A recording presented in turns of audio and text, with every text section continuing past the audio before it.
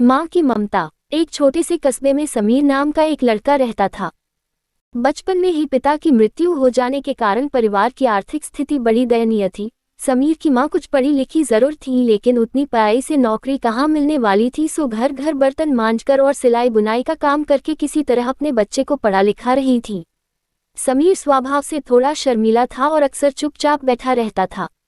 एक दिन जब वो स्कूल से लौटा तो उसके हाथ में एक लिफाफा था। उसने माँ को लिफाफा पकड़ाते हुए कहा, माँ, मास्टर साहब ने तुम्हारे लिए ये चिट्ठी भेजी है, जरा देखो तो इसमें क्या लिखा है। माँ ने मन ही मन चिट्ठी पढ़ी और मुस्कुरा कर बोली, बेटा, इसमें लिखा है कि आपका बेटा काफी होशियार है। इस स्कूल के बाकी बच्चों की तुलना में इसका दिमाग बहुत तेज है और हमारे पास इसे पढ़ाने लायक शिक्षक नहीं है, इसलिए कल से आप इसे किसी और स्कूल में भेजें। उद्धरण चिन्ह। ये बात सुनकर समीर को स्कूल न जा सकने का डर तो हुआ, पर साथ ही उसका मन आत्मविश्वास से भर गया कि वो कुछ खास है और उसकी बुद्धि तीव्र है। माँ ने उसका दाखिला एक अन्य स्कूल में करा दिया। समय बीतने लगा। समीर ने खूब मेहनत से पढ़ाई की। आगे चलकर उसने सिविल सर्विसेज परीक्षा भी पास की और IAS ऑफिसर बन गया। समीर की माँ अब बूढ़ी हो चुकी थी और कई दिनों से बीमार भी चल रही थी, और एक दिन अचानक उनकी मृत्यु हो गई। समीर के लिए यह बहुत बड़ा आघात था। वह बिलख बिलख कर रो पड़ा। उसे समझ नहीं आ रहा था कि अब अपनी माँ के बिना वो कैसे जिएगा। रोते रोते ही उसने माँ की पुरानी अलमारी खोली और हाथ में उनकी माला, चश्मा और अन्य वस्तुएं लेकर चूमने लगा।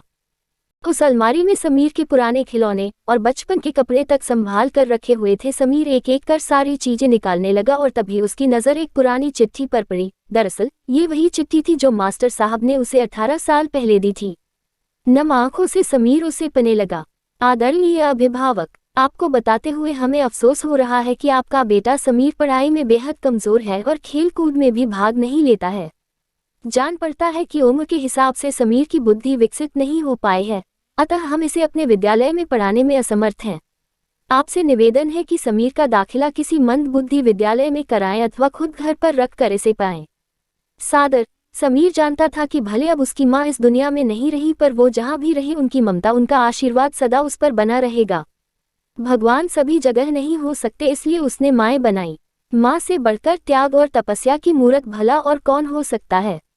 हम पढ़ लिख लें, बड़े होकर कुछ बन जाएं, इसके लिए वो चुपचाप ना जाने कितनी कुर्बानियां देती है। अपनी ज़रूरतें मारकर हमारे शौक पूरा करती है।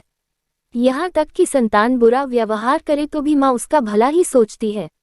सचमुच माँ जैसा कोई नहीं हो सकता।